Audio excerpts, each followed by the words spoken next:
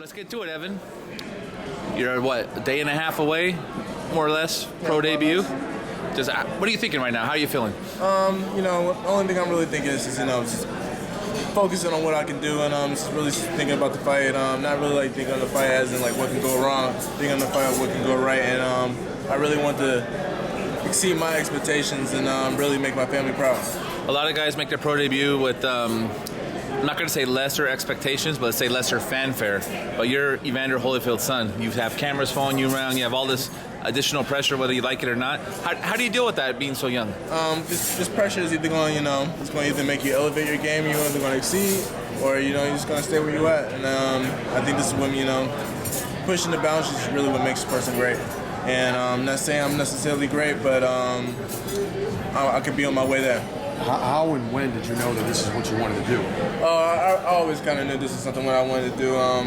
Football wasn't my game, basketball wasn't my game, and every time it comes to like a loss on a football team or basketball team, everybody's pointing fingers on whose fault it is. But and at the age of 13, 14, I really knew I loved boxing. I studied the game, I'm a student of the game, and I really love this. So if I don't go to practice, my day's not right. It just don't feel right. This is something really that's part of my life, and I really love. So 13 or 14 is when you knew I want to be a pro boxer. Hey, I told my dad. I remember the exact day I came down in the summer, and I was like, hey, I don't want to play any other sports because this is that time to really focus your time. 13, 14 is the pivotal age to really invest your time into something if you want to make it a career. Like there's all types of child prodigies, that been doing this since young, but when they get to the upper age, sometimes they get burnt out. But 13 and 14, everybody's going through, getting ready to go to college. They're going through that program. They have off season stuff. There's no off season in boxing. And that's something I really knew I wanted. Really wanted to focus, and I put all my marbles in that basket to take that risk. Yeah, having siblings as successful as your siblings are, how did it help not just having your dad to look up to, but your brother and others? Oh yeah, all my brothers and sisters, I feel like they could have all went pro if they wanted to. Not even pro, but they could have went a long way. And when you see that, this is elevates your game because you always want to be as good as the next person next to you. And even with Elijah, I always looked up to him because he knew his game. He knew his game at a young age. He knew football was his thing. So when I seen that, I wanted to find my thing. Yeah. When I found my thing, it was boxing. I wasn't necessarily the best thing popping when I first started. It was always it was a process, and it was a process I always trusted.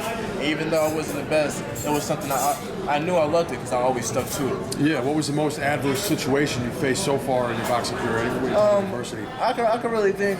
This is really a couple adverse situations. I know when I first started boxing. I used to box in Atlanta Powell, and they had a couple Golden Girls champions, and my dad would take me there, every day. Yeah. And I'd spar them, and even though I had 0 fights, I had low experience, they was putting that pressure on me, and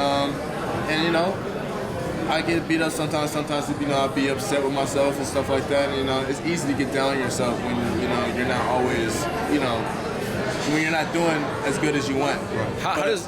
How does that work? Not to cut you off, but when they see you come in, oh, that's Evander Holyfield's son. Oh, look at that little rich kid. You know what I mean? Like get those kind of comments, and he can't fight.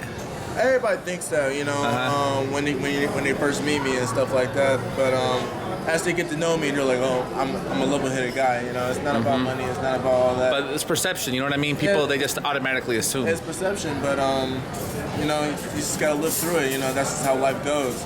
But I'm here to say, all those people who probably thought that way, I know for sure that they don't think that way of me anymore. That's what I was gonna say. Once they actually got in a ring and sparred with you, they're like, oh no, this kid can fight. Like he's not just Evander's son. Yeah, I'm not just writing off no names. Anything like that. This is something I really take serious. Because as you've seen, we have some other father-son duos, and the father's legendary. Let's just say the son hasn't quite lived up to expectations in a lot of cases. There's really two ways you can look at it. For instance, not even calling out any names, like Chavez Jr. Right. A lot of people want to talk, trash on him. Right. But they don't give credit when it's deserved. That's true. He was a world champion. 51 wins. Yeah, 51 wins, world champion in the day. He went against what's that man's name? Canelo? Not Canelo. Before him, he's from Argentina. Oh, Sergio Martinez. Sergio Martinez. Yeah. That's a class A man. Yeah. And for him to do that in the end of the round.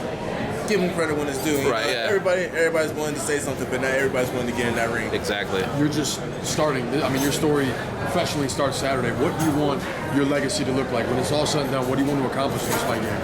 What I really want to accomplish in this fight game, of course, I want to be world champion. Everybody wants to be world champion. And I just want to be remembered next to my dad. There's never been a father-son tandem inside the Hall of Fame. So I want to be the first. I want to be remembered next to his name or even above. Wow, that's quite the ambitious there. And you signed with Main Events, who obviously was with your father throughout his career. What led you to that process, and what's the plan? You get this fight out of the way, and then what's your 2020 plan as far as how many fights? And We take it a fight at a time. Right now, I'm just focused on this, and afterwards, I'm gonna meet up with my team, and we'll go from there. Sounds good. Any last message for your fans out there? Just watch and you tell me the contrast of what you see. Sounds good, man. Good luck Saturday. All right, thank you.